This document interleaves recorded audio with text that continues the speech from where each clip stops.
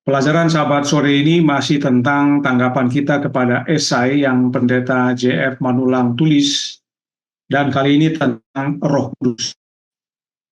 Judulnya adalah Roh Kudus, oknum ilahi atau sekedar pengaruh atau kuasa.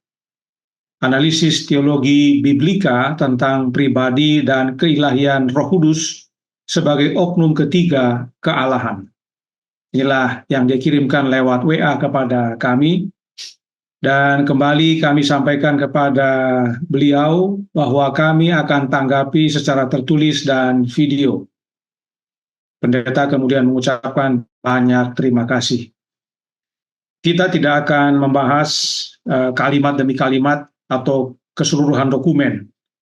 Namun poin-poin penting yang beliau sampaikan dalam esainya, khususnya dari Alkitab, yang akan menjadi fokus kita. Beliau ada menyampaikan beberapa kutipan roh nubuat.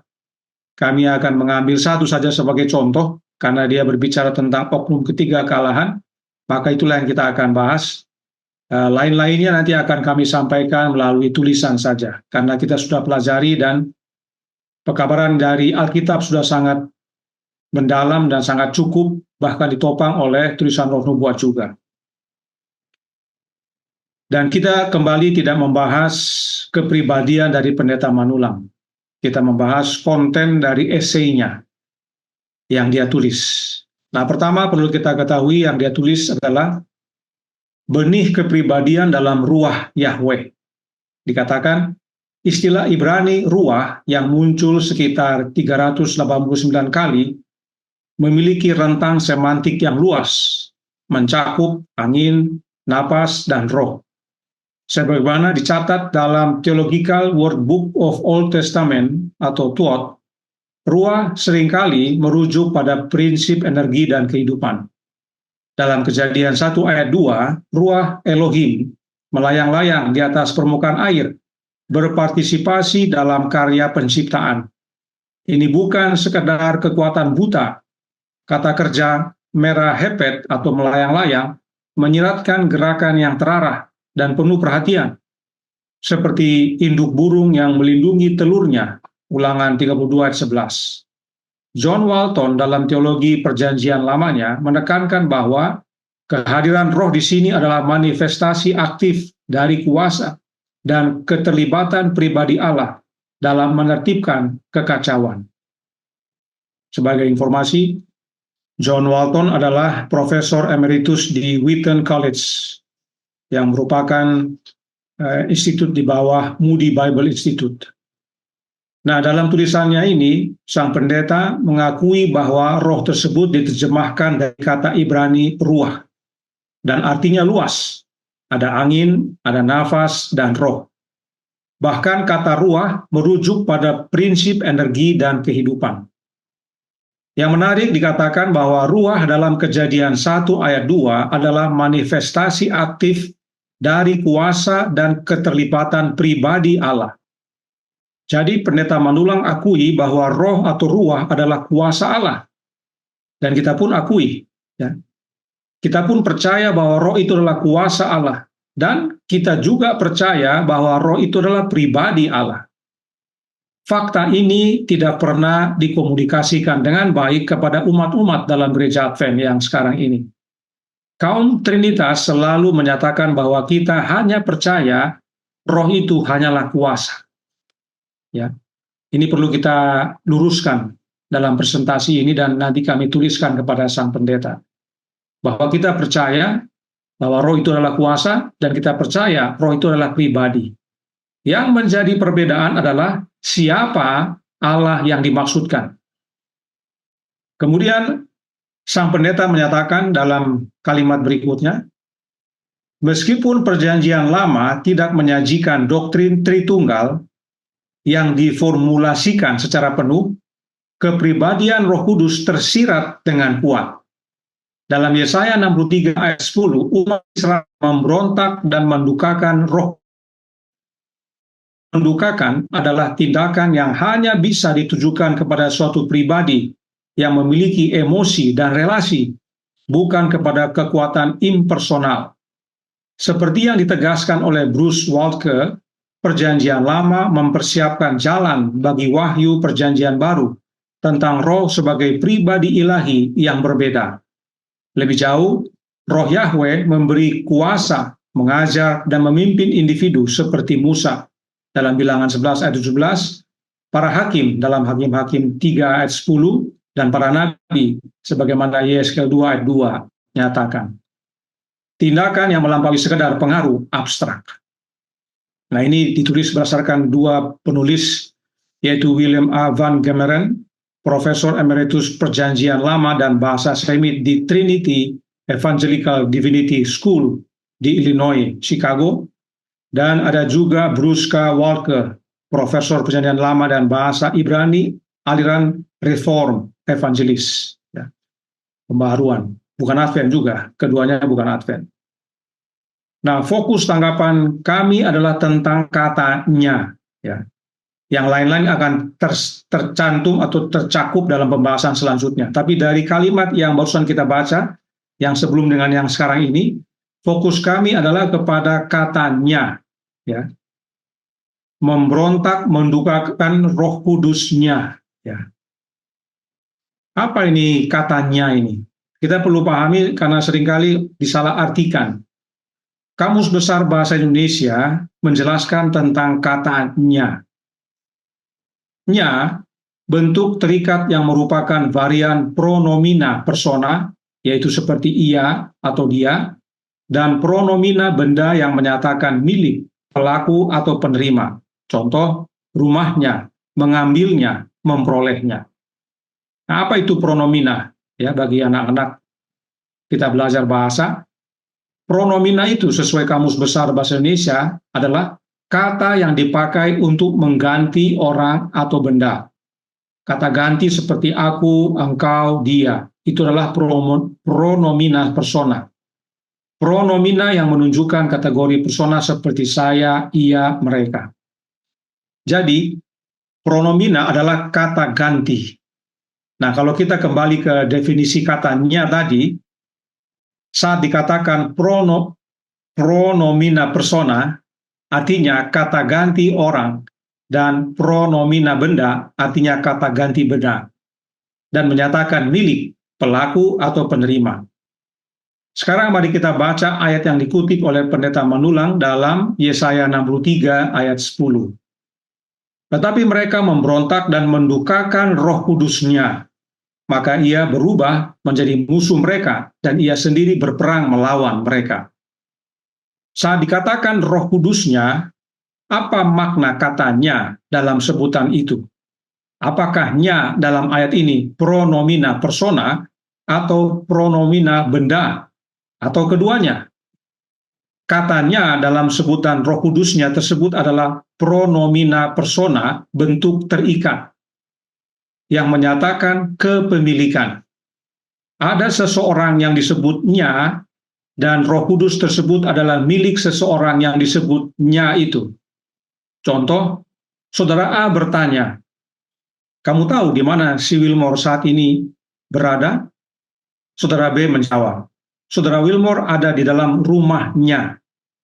Katanya, sesudah rumah adalah pronomina persona atau kata ganti orang untuk menyatakan si Wilmore, dan menyatakan kepemilikan, sebab rumah tersebut adalah rumahnya milik si Wilmore. Karenanya, siapanya dalam ayat ini perlu kita cari tahu, sebab Roh Kudus itu adalah milik dari si-nya ini. Kita mundur ke ayat 7, Yesaya 63 ayat 7, masih dalam pasal yang sama. Aku hendak menyebut-nyebut perbuatan kasih setia Tuhan, perbuatan Tuhan yang masyhur, sesuai dengan segala yang dilakukan Tuhan kepada kita, dan kebajikan yang besar kepada kaum Israel yang dilakukannya kepada mereka, sesuai dengan kasih sayangnya dan sesuai dengan kasih setianya yang besar. Nya yang dimaksudkan adalah Tuhan dalam huruf besar. Artinya, Roh Kudus tersebut adalah milik dari Tuhan dalam huruf besar. Siapa dia? Tuhan dalam huruf besar adalah Jehovah. Artinya, Roh Kudus tersebut adalah milik Jehovah. Rohnya Jehovah yang kudus. Lalu, siapa Jehovah? Demi proses pembelajaran, mari kita kembali baca ayat-ayat berikut ini. Mazmur 83 ayat 19 atau ayat 18 dalam bahasa Inggris. Dikatakan, supaya mereka tahu bahwa Engkau sajalah yang bernama Tuhan, yang maha tinggi atas seluruh bumi. Dalam bahasa Inggris katakan, that man may know that thou whose name alone is Jehovah. Jadi Tuhan dalam huruf besar adalah Jehovah. Yang bernama Jehovah hanya satu, sendiri, alone. Nah, siapa dia? Yeremia 10 ayat 10 berkata, tetapi Tuhan adalah Allah yang benar, dialah Allah yang hidup dan Raja yang kekal. Bumi goncang karena murkanya, dan bangsa-bangsa tidak tahan akan geramnya. Jadi, Tuhan dalam huruf besar atau Jehovah disebut sebagai Allah yang benar dan Allah yang hidup, serta Raja yang kekal. Siapakah dia? Yohanes 17 ayat 3 berkata, inilah hidup yang kekal itu, yaitu bahwa mereka mengenal Engkau, satu-satunya Allah yang benar, dan mengenal Yesus Kristus yang telah Engkau utus. Kita tahu bahwa ini adalah doa Yesus kepada Bapanya, dan Yesus menyatakan bahwa Bapanya adalah satu-satunya Allah yang benar. Karena memang yang bernama Jehovah hanya satu. Kemudian Petrus mengakui dalam Matius 16 ayat 16 bahwa Yesus adalah Mesias, anak Allah yang hidup. Karenanya Allah yang hidup itu punya anak, oleh sebab itu dialah Allah Bapa. Jelas bahwa Jehovah itu adalah Allah Bapa. Sekarang kita kembali lagi ke Yesaya 63 ayat 10 tadi. Sebutan Roh Kudusnya sama dengan Roh Kudus Tuhan dalam huruf besar, sama dengan Roh Kudus Jehovah, sama dengan Roh Kudus Bapa. Artinya Roh Kudus itu adalah miliknya Bapa. Roh Kudus itu adalah rohnya Bapa. Bagi kaum Trinitas, itu adalah pribadi yang berbeda dengan Bapa. Itu sebabnya mereka gunakan ayat ini sebagai dasarnya. Meskipun itu adalah miliknya Bapa, tapi bagi mereka itu adalah pribadi berbeda. Jadi saat dikatakan mendukakan Roh Kudusnya, itu sama dengan mendukakan Roh Kudusnya Bapa sebenarnya. Bukan mendukakan roh yang lain atau Allah roh. Bila rohnya Bapa didukakan, maka itu artinya Bapa itu sendiri berduka, bukan pribadi yang lain. Kemudian Kejadian 6 ayat 3 berkata, berfirmanlah Tuhan, rohku tidak akan selama-lamanya tinggal di dalam manusia, karena manusia itu adalah daging, tetapi umurnya akan 120 tahun saja. Tuhan dalam huruf besar adalah Jehovah, dan dia adalah Allah Bapa. Bapa berkata, rohku, artinya roh itu milik Bapa. Apakah itu pribadi yang berbeda dari Bapa? Tentu tidak. Itu sebabnya Paulus berkata dalam 1 Korintus 2 ayat 11, siapa gerangan di antara manusia yang tahu apa yang terdapat di dalam diri manusia selain roh manusia sendiri yang ada di dalam dia? Demikian pula lah tidak ada orang yang tahu apa yang terdapat di dalam diri Allah selain roh Allah. Saat dikatakan roh manusia, maka itu artinya rohnya manusia itu sendiri, dan bukan pribadi yang berbeda dari manusia. Demikian juga dengan roh Allah, itu adalah rohnya Allah itu sendiri, dan bukan pribadi yang berbeda dari Allah.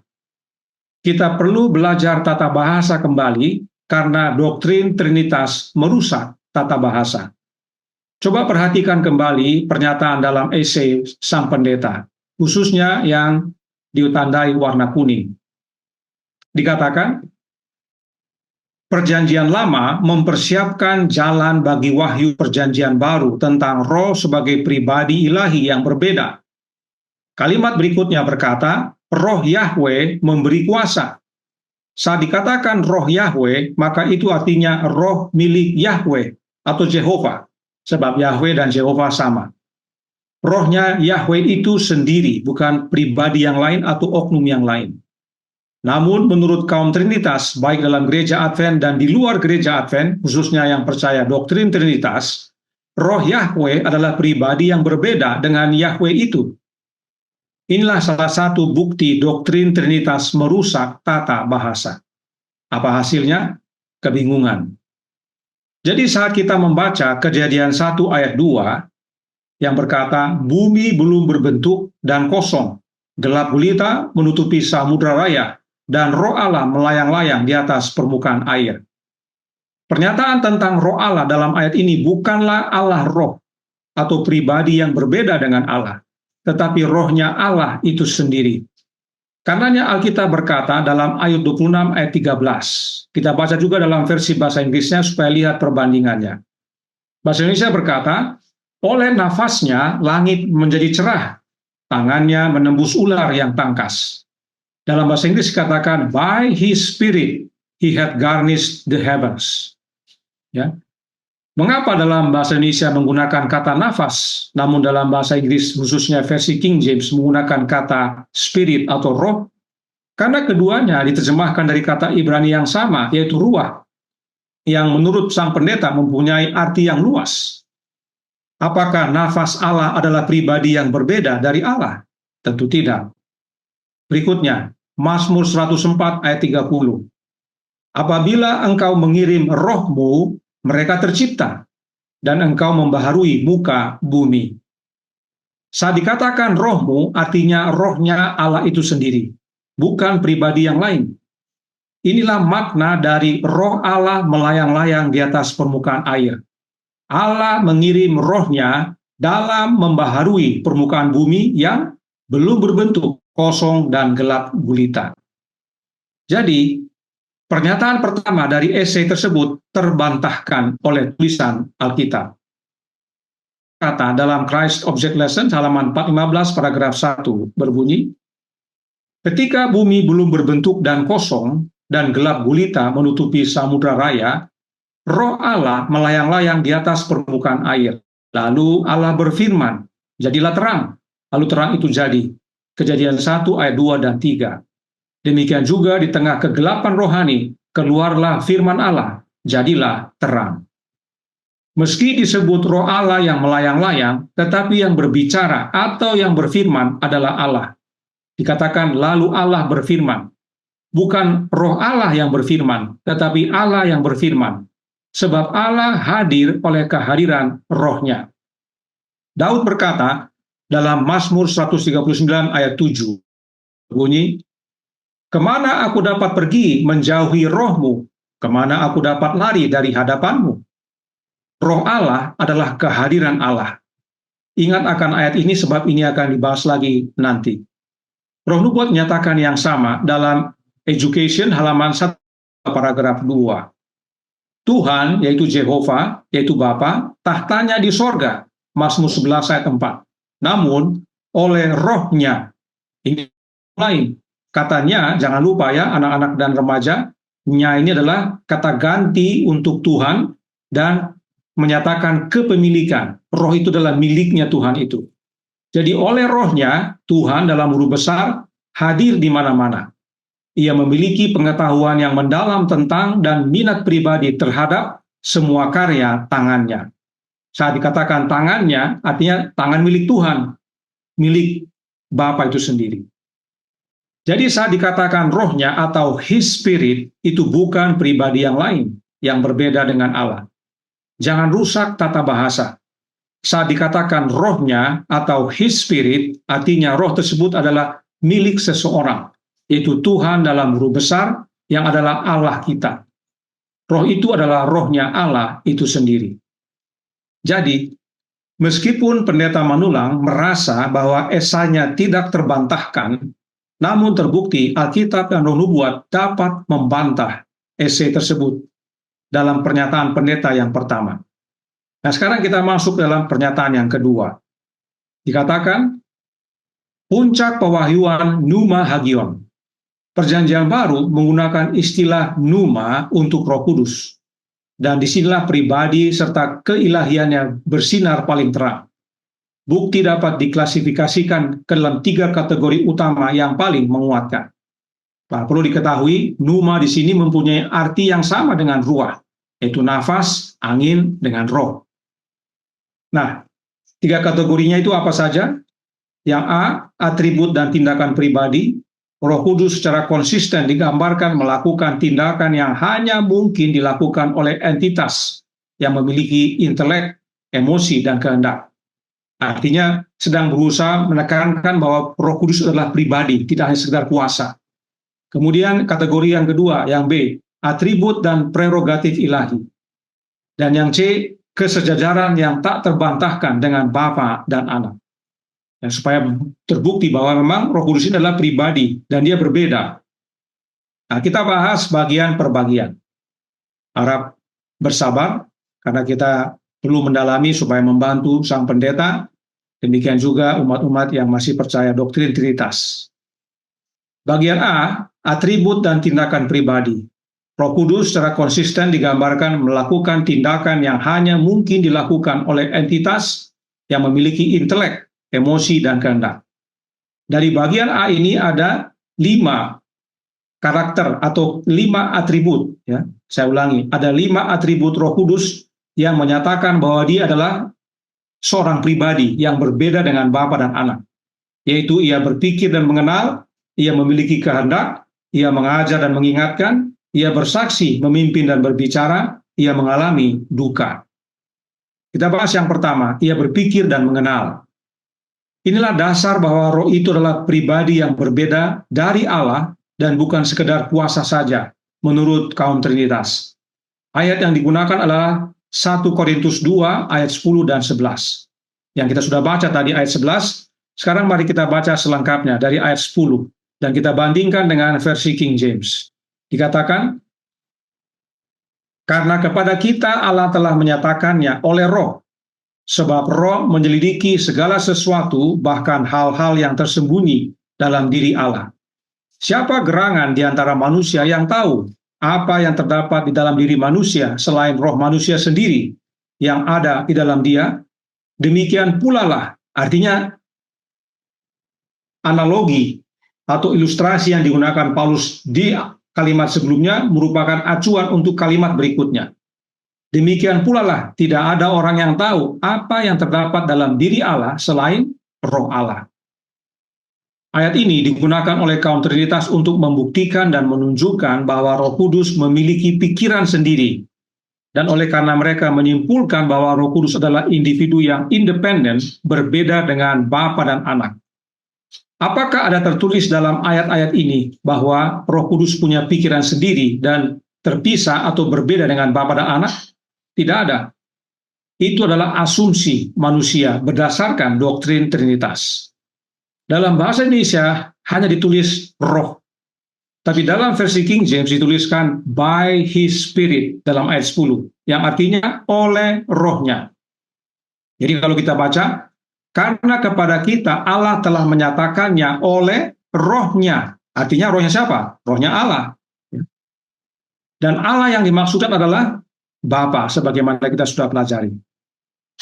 Roh itu milik Allah, bukan pribadi yang berbeda dari Allah.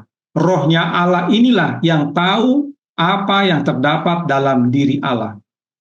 Dalam ayat 11, Paulus tulis tentang roh manusia. Apakah roh manusia berbeda dengan manusia itu sendiri? Tentu tidak. Roh manusia adalah roh milik manusia. Rohnya manusia itu sendiri. Inilah cara Paulus menjelaskan kepada kita apa dan siapa roh Allah itu agar kita mengerti. Dia gunakan diri kita manusia, bahwa kita manusia punya roh yang mengetahui isi kita punya dalam, yaitu hati dan pikiran adalah roh kita. Begitulah Allah. Sebab kita diciptakan menurut gambar dan keserupaan dengan Allah.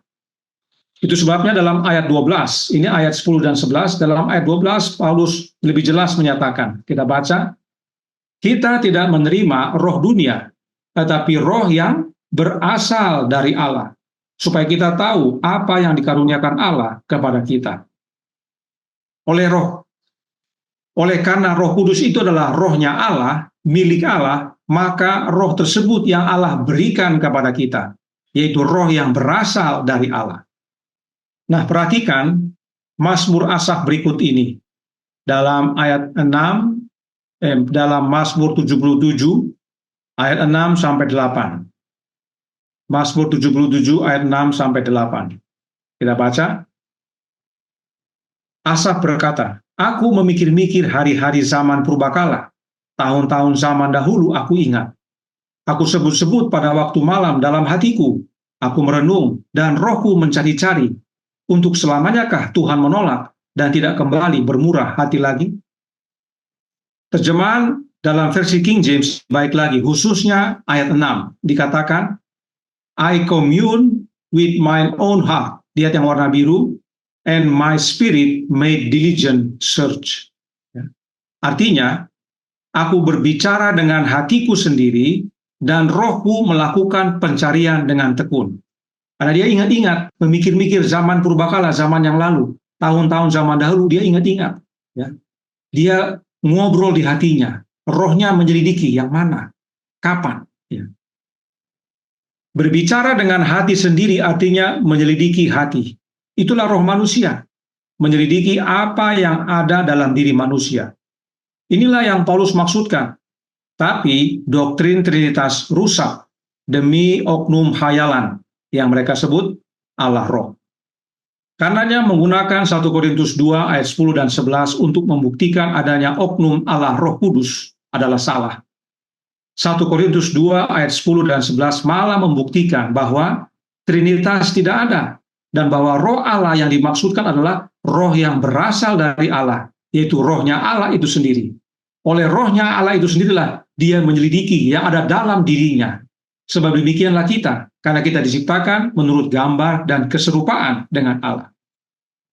Kemudian dikatakan bahwa roh itu memiliki kehendak, ya. Atribut kedua, memiliki kehendak. Dan dasarnya adalah kembali dalam buku Korintus, 1 Korintus 12 ayat 11. Mari kita baca. Tetapi semua ini dikerjakan oleh roh yang satu dan yang sama, yang memberikan karunia kepada tiap-tiap orang secara khusus, seperti yang dikehendakinya. Jadi di sini diambil roh itu mempunyai kehendak. Nah, 1 Korintus 12 ini berbicara tentang karunia roh. Dan berdasarkan ayat ini, Pendeta Manula menyatakan bahwa roh itu punya kehendak.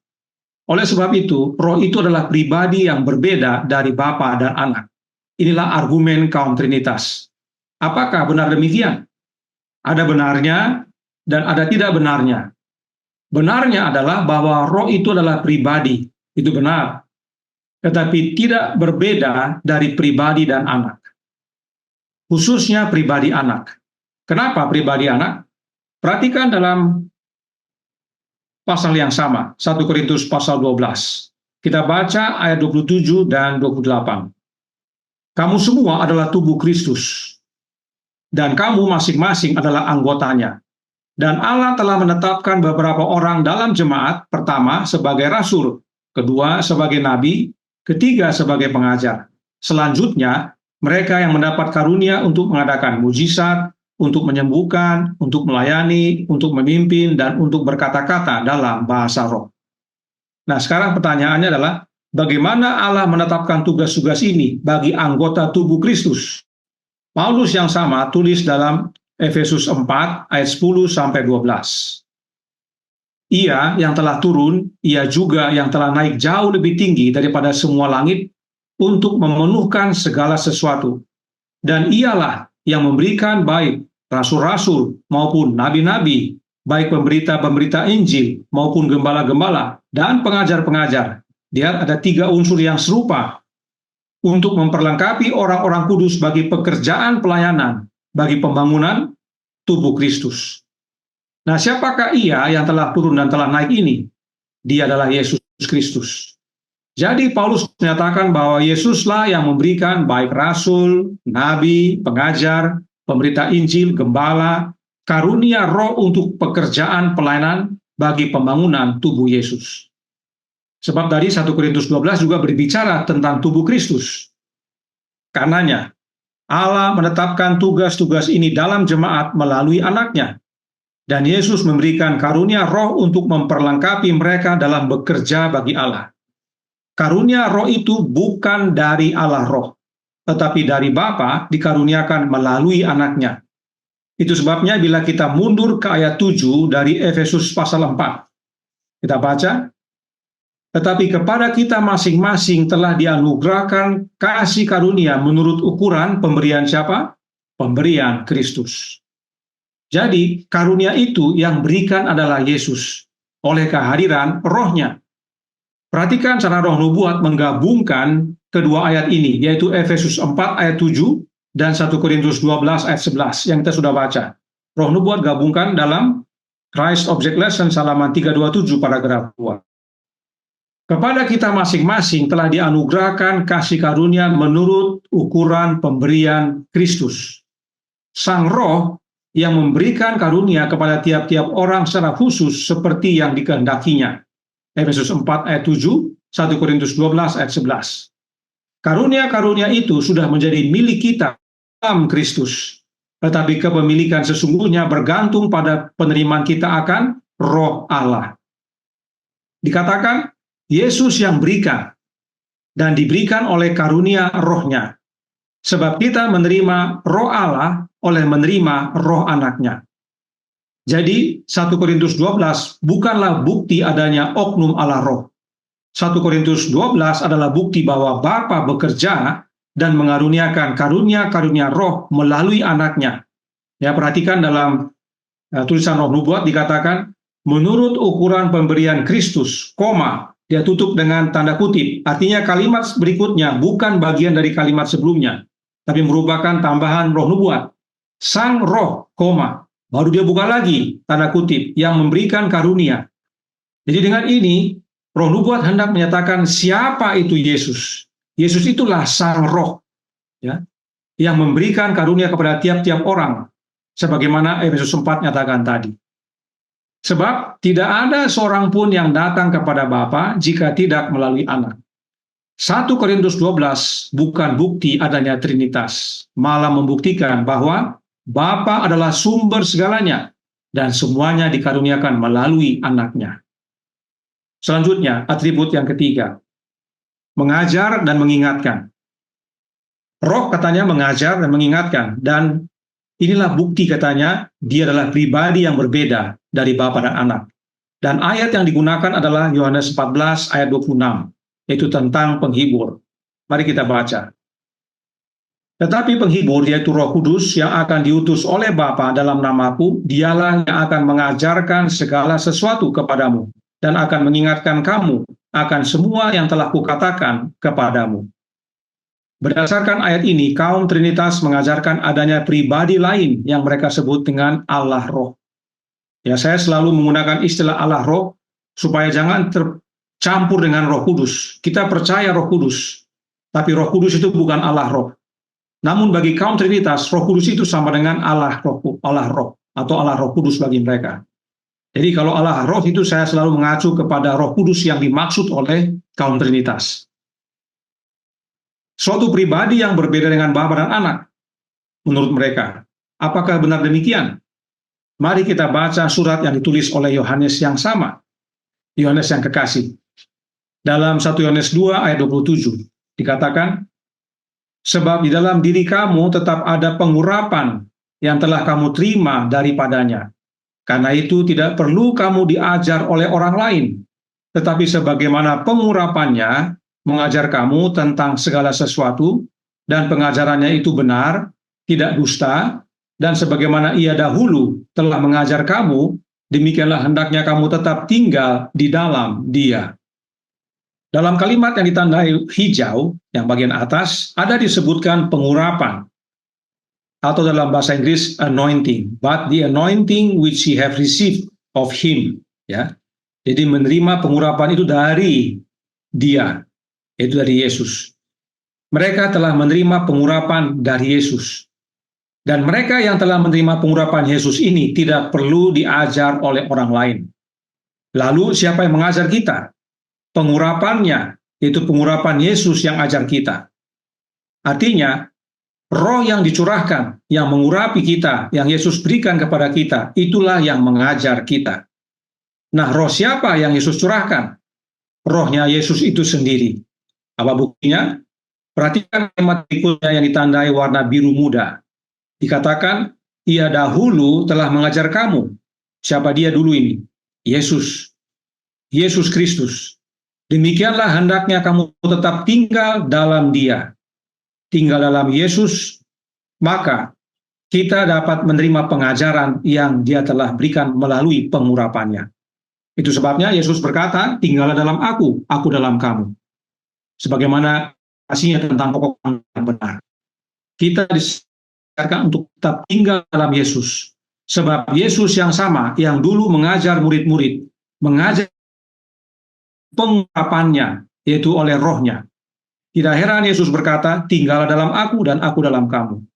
Di dalam Yesus kita belajar, dalam Yesus kita menerima pengajaran. Karena Yesuslah gurunya. Paulus meneguhkan apa yang Yohanes nyatakan dalam Ibrani 1 ayat 2. Maka pada zaman akhir ini, ia, yaitu Bapa, telah berbicara kepada kita dengan perantaran anaknya, yaitu Yesus, yang telah ia tetapkan sebagai yang berhak menerima segala yang ada. Oleh dia, Allah telah menjadikan alam semesta. Zaman akhir ini adalah zaman di mana kita hidup sekarang. Dan Paulus nyatakan bahwa di zaman kita ini, Allah Bapa berbicara kepada kita dengan perantaraan anaknya, yaitu oleh kehadiran roh anak Allah dalam hidup kita. Ini pentingnya kita mengenal siapa penghibur itu dengan benar. Nah, Roh Nubuat menyatakan dalam beberapa kutipan berikut ini bahwa rohnya Yesuslah guru kita. Dalam manuskrip 125 tahun 1906 paragraf 6 dikatakan, Kristus adalah guru ilahi, kebenaran, jalan, dan hidup. Kemudian dalam Testimonies for the Church volume 7 halaman 159 paragraf 1, Roh Nubuat berkata, guru ilahi mengatakan, rohku sendiri yang kompeten untuk mengajar dan menginsafkan akan dosa. Kristus adalah guru ilahi, dan Yesus berkata, rohku sendiri yang kompeten untuk mengajar.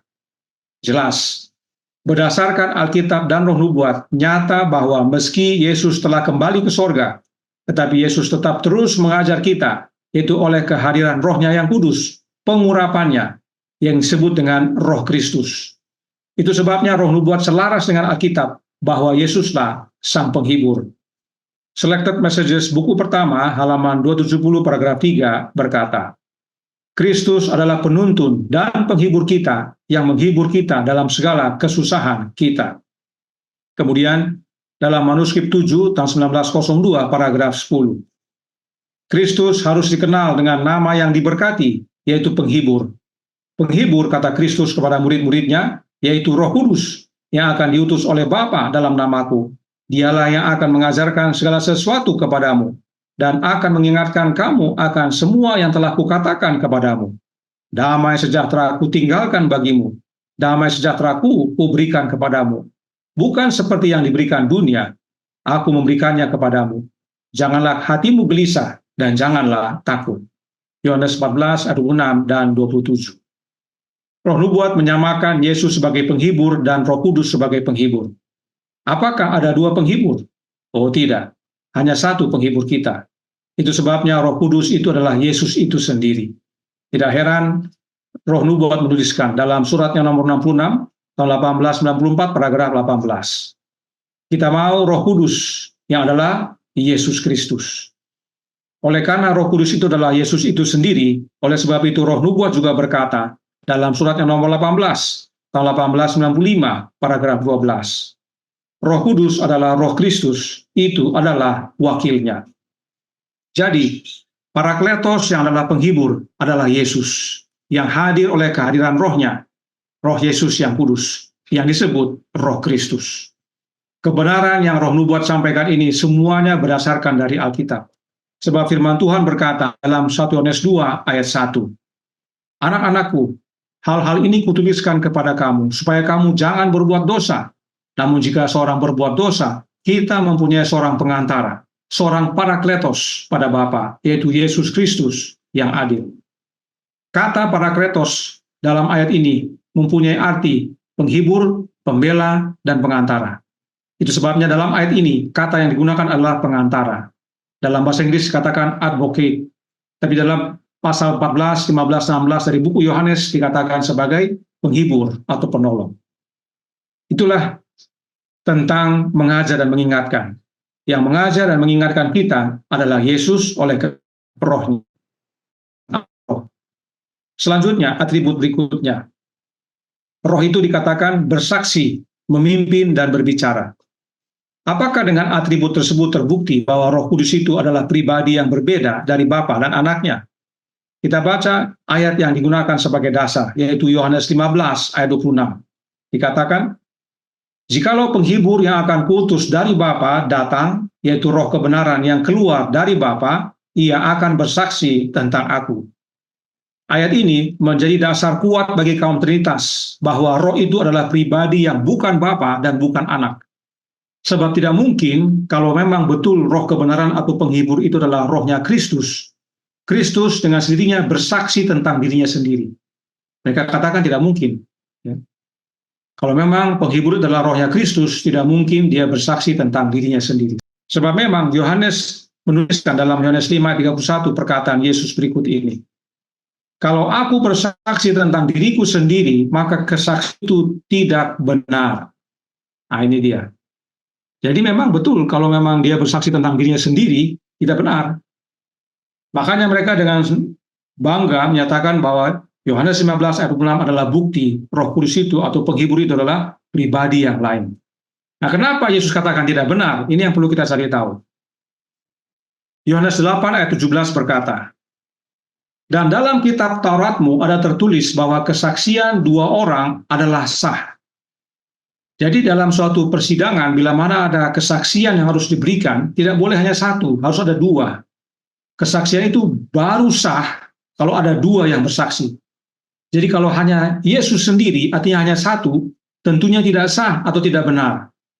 Nah, perlu diketahui bahwa kata benar dalam Yohanes 5 ayat 31 dan kata sah dalam Yohanes 8 ayat 17 diterjemahkan dari kata Yunani yang sama, yaitu aletes. Karenanya benar dengan sah dalam dua ayat ini sama artinya. Jadi Yesus tidak bisa bersaksi tentang dirinya hanya sendiri. Itu tidak sah. Harus ada satu saksi lagi supaya sah. Dan kesaksian yang satu lagi itu harus sama dengan kesaksian yang Yesus berikan. Itu sebabnya Yesus berkata dalam Yohanes 8 ayat 18, tepat sesudah ayat ini. Akulah yang bersaksi tentang diriku sendiri, dan juga Bapa yang mengutus aku bersaksi tentang aku. Jadi ada dua yang bersaksi tentang Yesus, bahwa dia adalah anak Allah, yaitu dirinya sendiri dan Bapanya. Maka kesaksian itu adalah kesaksian yang benar atau sah. Jadi apakah Yesus bisa bersaksi tentang dirinya sendiri? Oh tentu bisa, tapi tidak boleh hanya dia sendiri. Harus ada satu saksi lagi. Karenanya perhatikan kembali Yohanes 15 ayat 26. Kita baca lagi. Jikalau penghibur yang akan kuutus dari Bapa datang, yaitu roh kebenaran yang keluar dari Bapa. Penghibur itu, yaitu roh kebenaran, keluar dari siapa? Keluar dari Bapa. Dan roh kebenaran itu bersaksi tentang Yesus. Artinya, Bapa dan anaknya sama-sama bersaksi. Maka kesaksian Yesus jadi sah. Lalu, mengapa roh kebenaran yang keluar dari Bapa menjadi rohnya Yesus? Karena penghibur itu kita percaya, sebagaimana roh nubuat nyatakan, adalah rohnya Kristus. Kita baca kembali, Yohanes 14 ayat 6. Dikata Yesus kepadanya, akulah jalan dan kebenaran dan hidup. Tidak ada seorang pun yang datang kepada Bapa kalau tidak melalui aku. Artinya, roh kebenaran yang keluar dari Bapa hanya dapat kita terima melalui satu jalan saja, yaitu Yesus, anak Allah. Tidak ada jalan lain. Itu sebabnya Yesus adalah kebenaran, dan itu sebabnya Yesus berdoa dalam Yohanes 17 ayat 21. Supaya mereka semua menjadi satu, sama seperti Engkau, ya Bapa, di dalam aku, dan aku di dalam Engkau, agar mereka juga di dalam kita, supaya dunia percaya bahwa Engkaulah yang telah mengutus aku. Artinya, saat menerima Yesus tinggal dalam kita, maka kita pun menerima Bapa tinggal dalam kita. Itu sebabnya Yesus berkata, agar mereka juga di dalam kita, yaitu di dalam Bapa dan anaknya. Maka, bila mana roh kebenaran yang adalah rohnya Yesus bersaksi tentang Yesus, maka kesaksiannya benar atau tidak benar? Sah atau tidak sah? Benar dan sah. Sebab ada dua saksi, yaitu Bapa dalam anak dan anak dalam Bapa. Dan saat kita terima Yesus dalam hidup kita, maka kita terima mereka berdua, Bapa dan anaknya. Kesaksian mereka sah. Karenanya berulang, bukti bahwa penghibur itu adalah Yesus dan roh kebenaran itu adalah Yesus. selalu dinyatakan dalam Alkitab dan juga dalam Roh Nubuat. Roh Nubuat bahkan berkata dalam manuskrip 8C tahun 1861 paragraf 14. Yesus datang kepadamu sebagai roh kebenaran. Pelajarilah pikiran roh, konsultasi dengan Tuhanmu, ikutilah jalannya. Jadi dengan menerima rohnya Kristus, roh kebenaran, kita menerima Bapa. Kita menerima dua saksi, Bapa dan anaknya, maka itu sah. Roh kebenaran itu bukan Allah roh. Karenanya doktrin Trinitas semakin nyata, tidak alkitabiah. Berikutnya, roh itu memimpin, dan ayat yang digunakan adalah Roma 8 ayat 14. Dikatakan, semua orang yang dipimpin roh Allah adalah anak Allah. Ini ayat tema kita tahun ini. Tahun ini kita punya tema adalah dipimpin oleh roh Allah. Saat dikatakan roh Allah itu bukan Allah roh, tapi rohnya Allah itu sendiri. Sekarang kita perlu cari tahu siapa Allah yang dimaksudkan. Karena ini perjanjian baru. Apakah sama dengan perjanjian lama? Di perjanjian lama kita sudah lihat Allah yang dimaksudkan adalah Allah Bapa. Nah, kita mundur ke ayat 3. Dalam Roma 8, kita lihat ayat 3. Dikatakan, sebab apa yang tidak mungkin dilakukan hukum Taurat karena tak berdaya oleh daging telah dilakukan oleh Allah dengan jalan mengutus anaknya sendiri dalam daging. Yang serupa dengan daging yang dikuasai oleh dosa karena dosa, ia telah menjatuhkan hukuman atas dosa di dalam daging. Allah yang dimaksudkan adalah Allah Bapa. Sebab Allah tersebut mengutus anaknya. Nah, entah Paulus tahu atau tidak tahu, tetapi roh Allah pimpin Paulus untuk tulis kata anaknya sendiri. Ya, perhatikan yang warna kuning. Dengan jalan mengutus anaknya sendiri. Dalam bahasa Inggris kalau kita baca, his own son. Mengapa ini penting sekali? Karena orang-orang Advent yang mempromosikan LGBTQ, ya, homoseksual, menyatakan yang berikut ini. Pada bulan Desember tahun 2016, ya, artinya sudah beberapa tahun yang lalu, diadakan simposium tentang LGBT di Loma Linda University, ya, institusi pendidikan milik Gereja Advent Hari ke-7 di Amerika. Simposium tersebut bertujuan agar umat Advent yang sekarang ini mau menerima LGBT, homoseks.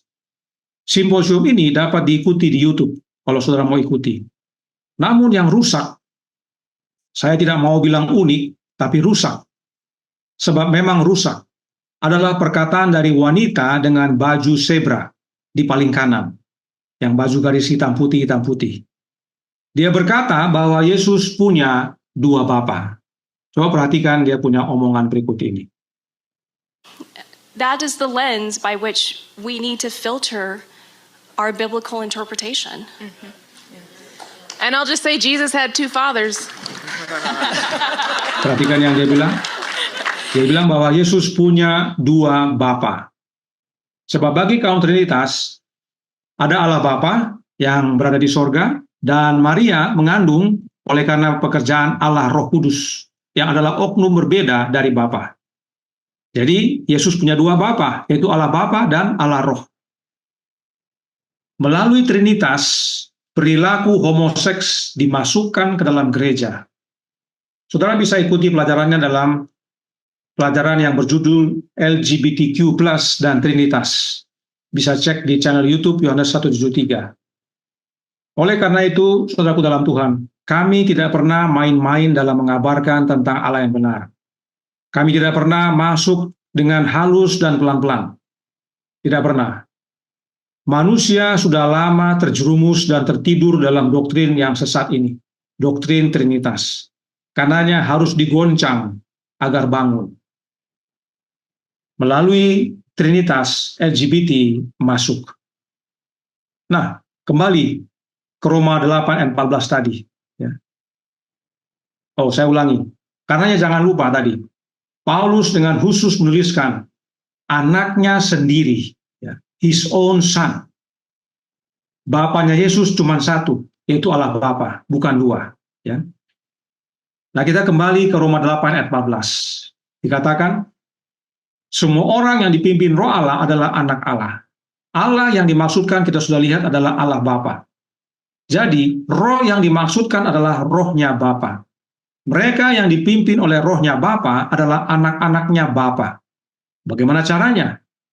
Agar menerima rohnya Bapa ini supaya kita jadi anaknya Bapa. Kita baca ayat 15. Ayat selanjutnya dikatakan, sebab kamu tidak menerima roh perbudakan yang membuat kamu menjadi takut lagi, tetapi kamu telah menerima roh yang menjadikan kamu anak Allah. Oleh roh itu kita berseru, ya Aba, ya Bapa. Kita menerima roh yang menjadikan kita anak Allah, dan oleh roh tersebut kita berseru, ya Aba, ya Bapa. Roh siapa yang berseru, ya Aba, ya Bapa? Ya, betul. Rohnya anak Allah. Galatia 4 ayat 6 berkata, dan karena kamu adalah anak, maka Allah telah menyuruh roh anaknya ke dalam hati kita, yang berseru, ya Aba, ya Bapa. Oleh sebab itu kita dipimpin oleh roh Allah, oleh kehadiran roh anaknya dalam hati kita. Kita menerima Bapa tinggal dalam hati kita, oleh menerima Yesus tinggal di dalam hati kita. Inilah yang lain itu.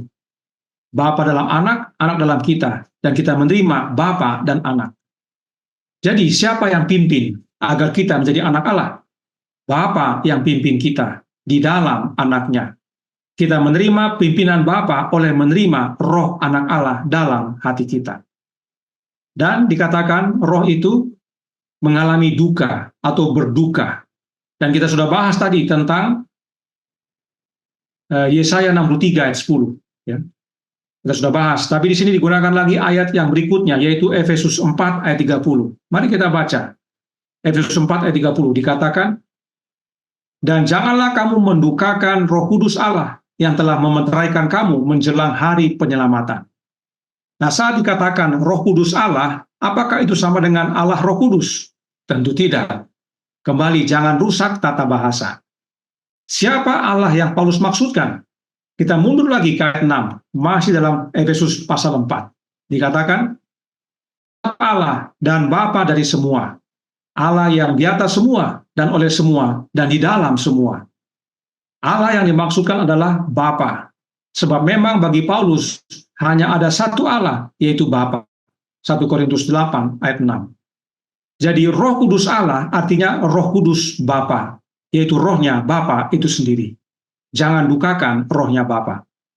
Jadi, Efesus 4 ayat 30 menyatakan jangan mendukakan roh kudusnya Bapa. Tidak ada unsur Trinitas dalam Efesus 4 ayat 30. Itulah poin A yang kita sudah bahas. Sekarang kita lihat poin B. Poin B berbicara tentang atribut dan prerogatif ilahi. Alkitab katanya menyematkan pada Roh Kudus atribut-atribut yang hanya dimiliki oleh Allah. Jadi karena Roh Kudus memiliki atribut yang serupa dengan Allah, maka dia setara, sama. Apa itu? Kekal, kemudian maha hadir, maha tahu, maha kuasa. Disampaikanlah ayat-ayatnya. Nah, yang pertama kita lihat adalah Roh Kudus adalah kekal. Sama seperti Allah, kekal. Dasarnya adalah Ibrani 9 ayat 14. Mari kita baca. Betapa lebihnya darah Kristus yang oleh roh yang kekal telah mempersembahkan dirinya sendiri kepada Allah sebagai persembahan yang tak bercacat, akan menyucikan hati nurani kita dari perbuatan-perbuatan yang sia-sia, supaya kita dapat beribadah kepada Allah yang hidup. Dalam versi King James disebutkan, who through the eternal spirit offered himself without spot to God. Nah, kata the eternal, kalau saudara sekalian cari dalam Alkitab versi King James, hanya 3 kali disebutkan dalam bahasa Inggris King James, ya, kata the eternal, ya. Tetapi kata eternal itu sendiri ada 47 kali disebutkan.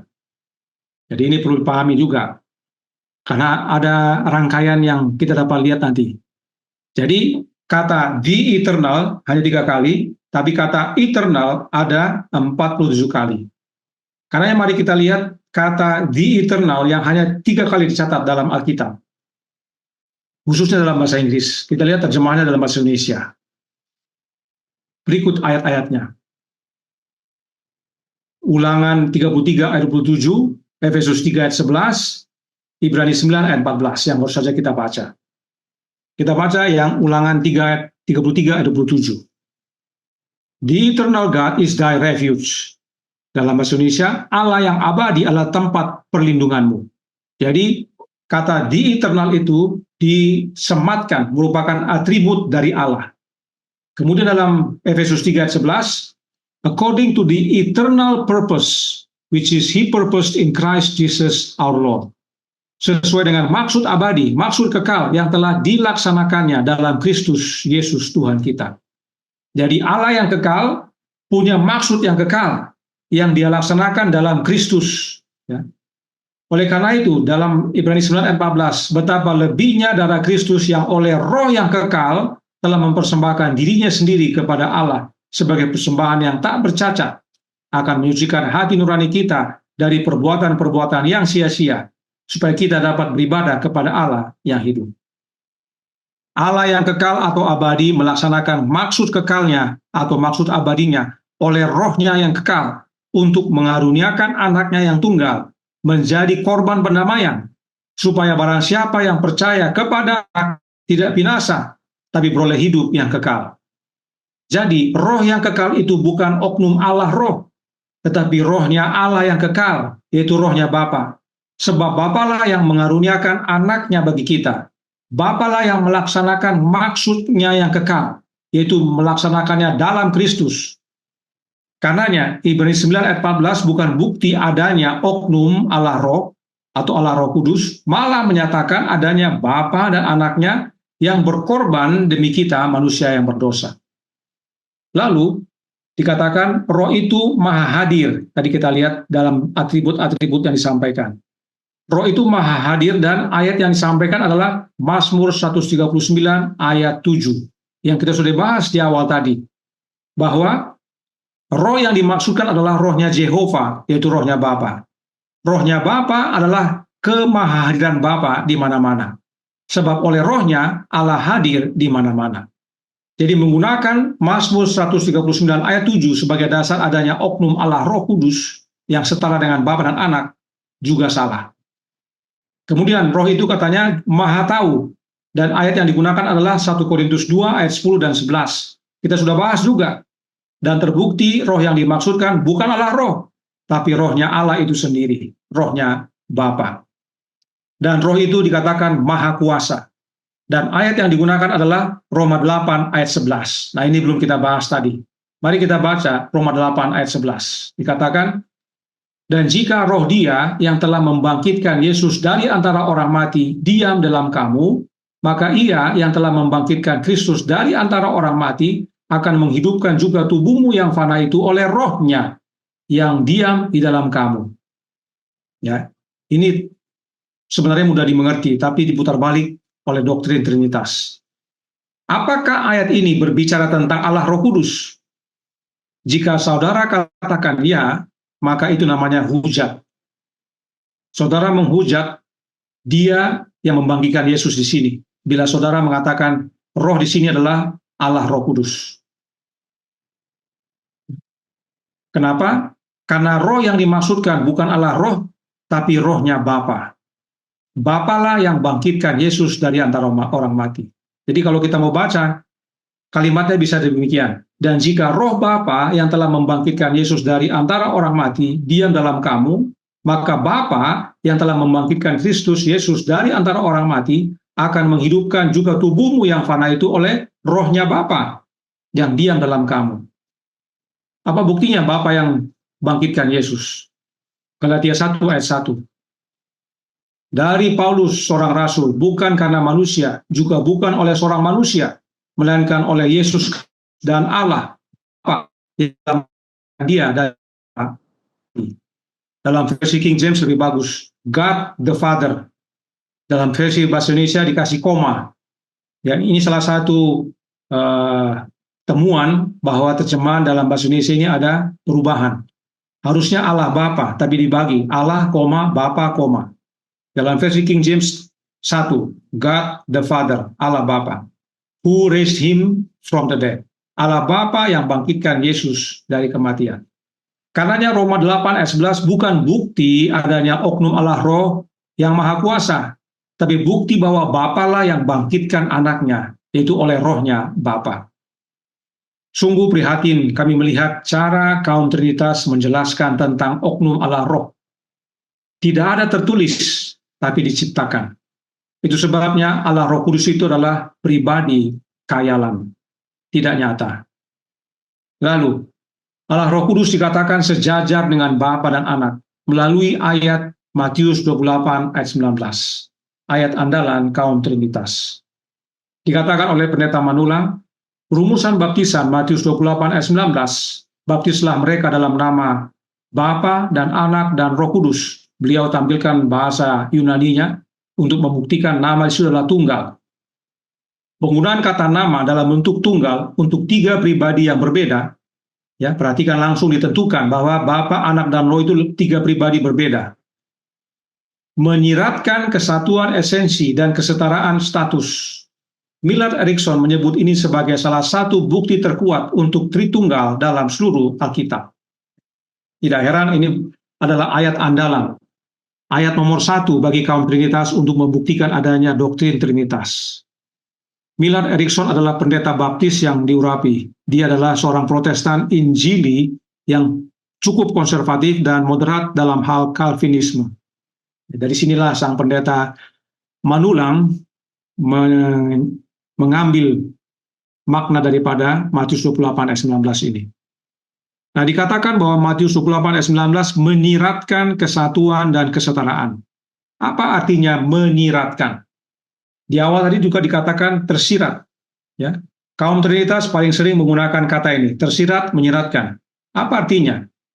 Menyiratkan artinya menunjukkan atau menggambarkan sesuatu yang tersembunyi di balik kata-kata, perilaku, atau situasi, tanpa mengatakannya secara langsung. Ya. Jadi, bukti terkuat yang mereka miliki tentang Tritunggal adalah bukti yang tersirat, yang tersembunyi di balik kata-kata. Tidak dikatakan secara langsung, tidak tertulis. Maka dari tadi kalau kita baca, tidak ada satupun tentang Allah Roh Kudus. Ya. Bahkan kata Roh Kudus mereka samakan dengan Allah Roh. Roh Allah jadi Allah Roh. Ya. Karena mereka coba menyatakan yang tersirat supaya orang lihat, padahal tidak terlihat, tidak tersirat. Ini bahaya. Padahal Yesus berkata, ada tertulis, bukan ada tersirat.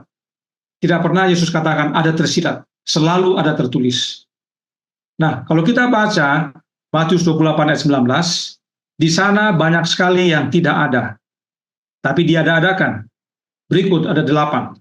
Kita baca lagi. Matius 28 ayat 19, tidak menyatakan alamiah. Tidak menyatakan hubungan di antara mereka. Tidak menyatakan adanya 3 oknum atau 3 orang atau 3 pribadi. Tidak ada. Tapi langsung dinyatakan ada 3 pribadi berbeda. Ya, tersirat. Keempat, tidak menyatakan bahwa Allah itu terdiri dari 3 oknum. Tidak menyatakan siapa Roh Kudus itu. Tidak menyatakan bahwa ketiganya menjadi satu Allah. Kata Allah bahkan tidak disebutkan dalam ayat itu. Juga tidak ada menyebutkan bahwa inilah kealahan itu atau Godhead yang seringkali mereka gunakan. Banyak hal yang tidak dinyatakan oleh ayat itu, yang sering orang simpulkan dari ayat itu. Kenapa mereka simpulkan? Karena mereka baca yang tersirat. Yang tersirat itu pun sebenarnya tidak ada, tapi jadi ada karena doktrin Trinitas ajarkan. Mereka melihat yang tidak tertulis. Itulah kelebihan mereka. Hubungan antara Bapa dan Anak dan Roh Kudus tidak dinyatakan dalam ayat ini. Dan ini adalah poin penting. Memaksakan bahwa ayat ini menyatakan adanya 3 oknum kealahan adalah lompatan raksasa di luar dari apa yang dinyatakan oleh ayat tersebut. Jadi kalau menyatakan yang tersirat dari yang tertulis, itu lompatan raksasa. Sebab cukup baca yang tertulis, sebagaimana ditulis. Pemahaman Trinitas tidak dapat dibuktikan dari ayat 28 ayat 19 ini. Matius 28 ayat 19. Lalu, ayat berikut ini mereka jadikan dasar sebagai kesetaraan Roh Kudus dengan Bapa dan Anak. 2 Korintus 13 ayat 13. Kasih karunia Tuhan Yesus Kristus dan kasih Allah dan persekutuan Roh Kudus menyertai kamu sekalian. Ini juga ayat andalan mereka, bahwa ketiganya setara, tiga pribadi berbeda, sama-sama Allah. Tidak tertulis, tersirat, karena dalam pikiran mereka sudah terbentuk itu pendapat tentang doktrin Trinitas. Oleh karena ayat ini, kaum Trinitas berkata bahwa Allah Roh sama dan setara dengan Bapa dan Anak. Artinya dengan sendirinya mengakui bahwa kata Allah dalam ayat ini mengacu kepada Bapa. Dan Tuhan Yesus adalah anak. Padahal, kalau saudara perhatikan kembali definisi dari doktrin Trinitas, berkata, ada satu Allah yang terdiri dari tiga pribadi, yaitu Bapa, Anak, dan Roh. Tapi ayat ini berkata, Allah itu adalah Bapa. Jadi mereka sendiri sudah rubah definisi doktrin Trinitas yang mereka yakini. Jadi kalau Allah itu cuma Bapa, sesuai definisi doktrin Trinitas, itu belum lengkap Allah. Satu Allah itu harus ada tiga, Bapa, Anak, dan Roh. Dan kalau kita baca penjelasan yang lebih panjang, dikatakan bahwa ketiganya itu tidak dapat dipisahkan. Satu esensi, satu zat, yang satu terhubungan yang dua. Jadi tidak bisa berpisah. Jadi kalau hanya dibilang Allah sini adalah Bapa, yang lainnya bukan, tapi karena sama-sama disebut jadi setara, itu sudah merusak definisi mereka sendiri, definisi Trinitas itu. Ya. Jadi mereka rubah ayat ini untuk dicocok-cocokkan dengan konsep Trinitas mereka. Inilah kebingungan yang dibuat oleh doktrin Trinitas. Inconsistent. Bagaimana cara kita untuk menerima persekutuan Roh Kudus? Filipi 2 ayat 1. Jadi karena dalam Kristus ada nasihat, ada penghiburan kasih, ada persekutuan roh, ada kasih mesra dan belas kasihan. Dan bila kita di dalam Yesus, kita di dalam Bapa, sebab Bapa dalam Anak, Anak dalam kita, yaitu oleh persekutuan rohnya Yesus. Inilah pentingnya dalam Yesus ada persekutuan roh. Sebab dalam Yesus tinggal Bapa, ya Bapa tinggal dalam Yesus oleh karena rohnya Bapa, dan Yesus tinggal dalam kita oleh karena rohnya. Ada persekutuan roh. Itu sebabnya Yohanes berkata dalam 1 Yohanes 3 ayat 1. Dikatakan, apa yang telah kami lihat dan yang telah kami dengar itu, kami beritakan kepada kamu juga, supaya kamu pun beroleh persekutuan dengan kami. Dan persekutuan kami adalah persekutuan dengan Bapa dan dengan Anaknya, Yesus Kristus. Yohanes tidak bersekutu dengan Allah Roh. Yohanes bersekutu dengan Bapa dan Anaknya, yaitu dengan menerima roh anak Allah. Dengan menerima roh anak Allah, kita menerima rohnya Bapa. Dengan menerima Kristus, kita menerima Bapanya. Inilah persekutuan itu. Ya. Jadi kita menerima persekutuan bukan dengan Allah roh, tapi dengan rohnya Kristus.